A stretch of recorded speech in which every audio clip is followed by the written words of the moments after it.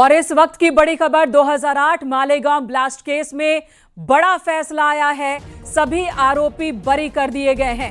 इस वक्त की बड़ी खबर है, 7 आरोपी बनाए गए थे इस मामले में, सभी बरी हो गए हैं। मुंबई में यह फैसला, आपको बता दें, मुंबई के मालेगांव में 2008 में ब्लास्ट हुआ था, 6 लोगों की मौत हुई थी और उस वक्त ब्लास्ट में 100 से ज्यादा लोग जख्मी हुए थे। पहले एटीएस ने और फिर एनआईए ने इस मामले की छानबीन की, जांच पड़ताल की। 7 आरोपी सभी के सभी बरी हो गए हैं। सबूतों के अभाव में ये सभी बरी हुए हैं। आज अदालत ने बताया कि शक के आधार पर किसी को सजा नहीं दी जा सकती है। अप्रैल के महीने में ही सुनवाई पूरी हो गई थी, लेकिन 1 लाख के पन्नों से ज्यादा पन्ने थे जिनमें बयान था और जिनमें सुनवाई के दौरान की चर्चा थी। उन पन्नों को फिर से पढ़ने के लिए अदालत ने वक्त पुरावे ते कोणतेही ग्राही धरले गेलेले नाही। कई सारी बातें कही गई है। मराठी सर सांगा, नेमकं कोर्टाने सुरुवात जी केली होती, एटीएस दाखल केलेला होता, या पूर्ण पुराव्याला नाकारलेला आहे कोर्टाने। बैठका झाल्या, आरडीएक्स आणलं, जस्ट त्यांचा कोणताही संबंध क्लिअरली ते साबित करू शकले नाही। माझं नाव रंजित आहे। जो सबूत थे वो कंटेम्प्ट से खारिज कर दिया गया है। जो पुरावे उन्होंने दाखल किए थे, जो एक्यूज के अगेंस्ट में सफिशिएंट नहीं थे। जो आरडीएक्स की थी और साजिश जी, आरडीएक्स नहीं मिला है, ऐसा डिक्लेयर किया गया। भोपाल और फरीदाबाद में नहीं हुई थी, ये बात भी कही गई है। सभी की जो सेक्शन थी उसके सैंक्शंस को भी हटा दिया गया है। कौन से ही सेक्शन अनएप्लीकेबल डिटेल जजमेंट। जो यूएपीए का सैंक्शन था इस केस में, यूएपीए सैंक्शन जो था वो फॉल्टी था। उस वजह से कोई भी यूएपीए के जो सेक्शन है 16 या 18 वो इसमें अप्लीकेबल नहीं हो सकते हैं। ये भी कोर्ट ने इसमें ऑब्जर्वेशन किया है। हाँ, कोर्ट ने कहा कि ये जो इंसिडेंट है, ये इंसिडेंट बहुत यानी खराब इंसिडेंट है और इस इंसिडेंट की वजह से जो लोग गए हैं, जिनका नुकसान हुआ है विक्टिम्स का, वो डेफिनेटली पूरा नहीं हो सकता भर के नहीं, लेकिन 2 लाख रुपए हर डिसीज के फैमिली को देने को कहा है और हर इंजर्ड के फैमिली को 50,000 रुपए देने का कोर्ट ने डायरेक्शन दिया है। बड़ी बात है कि एटीएस के जो अधिकारी जिम्मेदार थे उनके खिलाफ आप लोग क्या आगे जाएंगे? नहीं, डेफिनेटली जो आपने 7-11 में देखा या इस केस में देखा, कई सारे अधिकारी जो कॉमन है, इस बारे में हमने पिटीशन भी फाइल की है। जो इतने साल हमारे सब लोगों के बर्बाद हुए हैं और उस वजह से अभी इस बारे में हम एक्शन लेंगे। कोर्ट ने ये भी कहा है कि जो एक एटीएस अधिकारी चतुर्वेदी के घर में आरडीएक्स प्लांट करते हुए देखा गया, उसके बारे में भी कोर्ट ने उसमें ऑब्जर्वेशन किया है और डिटेल इसमें जब जजमेंट आएगा तब और बात कर सकते हैं।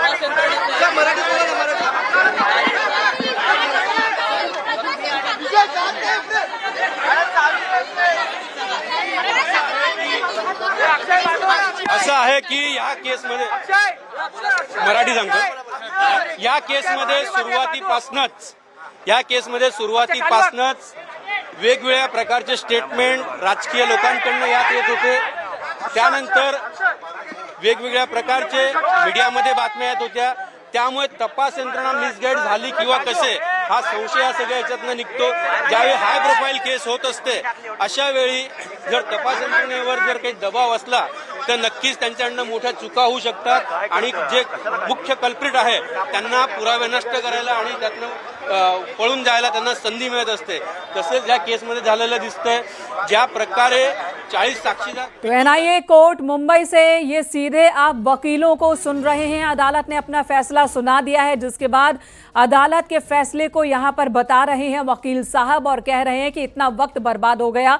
जो लोग हैं पीड़ित पक्ष के, उनका कहना है कि हमारा समय बर्बाद हुआ। वहीं जिन लोगों को आरोपी बनाया गया था उन सभी को अदालत ने बरी कर दिया है। ये 7 आरोपी हैं, जिसमें मुख्य आरोपी बनाया गया था साध्वी प्रज्ञा सिंह ठाकुर को, पूर्व सांसद हैं, वो बरी कर दी गई हैं। लेफ्टिनेंट कर्नल पुरोहित वो भी बरी हुए, रिटायर्ड मेजर वो भी बरी हो गए हैं, रमेश उपाध्याय, अजय राहेरकर सुधाकर द्विवेदी, सुधाकर चतुर्वेदी, समीर शरद कुलकर्णी, इन सभी को आरोपी बनाया गया था शुरुआती जांच पड़ताल के दौरान, लेकिन इन सभी को बरी कर दिया गया अदालत की ओर से।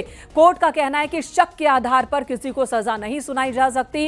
इन सब के खिलाफ एनआयची एंट्री झाली होती, त्यावेळी एनआयने सुरुवातीलाच 5 आरोपींना सोडलं होतं, म्हणजे निर्दोष मुक्त केले होते. ते प्रकरण काय होतं आणि त्यांना साध्वींना देखील सांगितलं होतं दिलं, की कारण त्यांच्या विरोधात कोणताही प्रकारचा पुरावा नसल्यामुळे त्यांना जायला होता. भाजपचं सरकार ज्यावेळेस आलं त्यावेळेस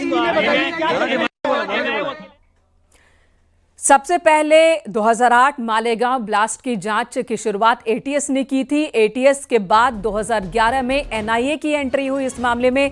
एनआईए ने जांच पड़ताल की। 2016 में जब एनआईए की ओर से चार्जशीट दाखिल की गई, उसमें भी साध्वी प्रज्ञा ठाकुर के खिलाफ कोई सबूत न होने की बात कही गई थी। हालांकि एक लंबा वक्त साध्वी प्रज्ञा ठाकुर ने जेल में बिताया, जहां उनके साथ बहुत बुरा व्यवहार हुआ, ये बात वो कहती रही। जेल से निकलने के बाद उन्होंने कहा कि उन्हें साजिशन फंसाया गया था। वहीं लेफ्टिनेंट कर्नल पुरोहित वो भी अब पूरी तरह से बरी हो गए हैं एनआईए अदालत की ओर से। अब ये मामला पूरी तरह से एनआईए की ओर से, अदालत की ओर से साफ कर दिया गया है। 17 साल बाद फैसला आया है। अप्रैल के महीने में ही सुनवाई पूरी हो गई थी, फैसला अब आया है। तब जब सुनवाई पूरी हुई थी, अदालत ने कहा था कि फैसला सुनाने के लिए वक्त चाहिए, क्योंकि 323 लोगों के बयान दर्ज किए गए थे। 1 लाख पन्नों से ज्यादा की ये रिपोर्ट थी, जिसे फिर से अध्ययन करने के बाद आज फैसला सुनाया गया। –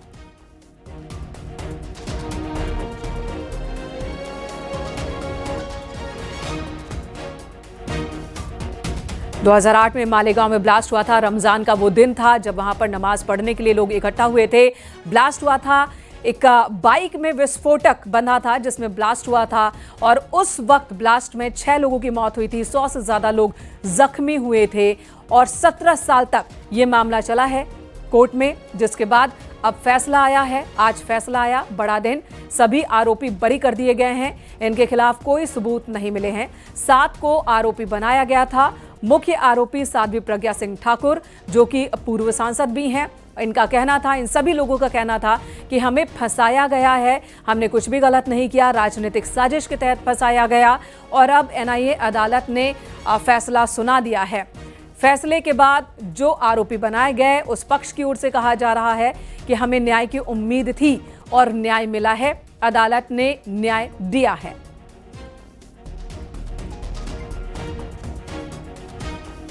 लंबी सुनवाई चली इस मामले में।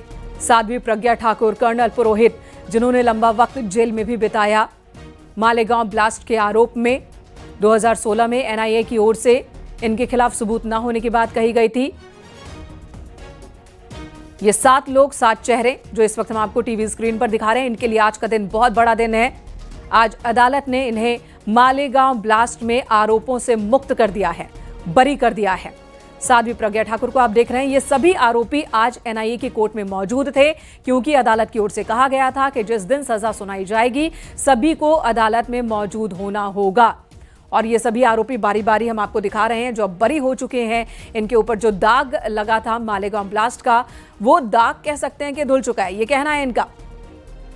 सुधाकर चतुर्वेदी, समीर शरद कुलकर्णी, सुधाकर द्विवेदी, साध्वी प्रज्ञा सिंह ठाकुर, लेफ्टिनेंट कर्नल पुरोहित, रिटायर्ड मेजर रमेश उपाध्याय, अजय राहिरकर, ये सभी आज एनआईए की कोर्ट में मौजूद थे जब अदालत ने फैसला पढ़ना शुरू किया।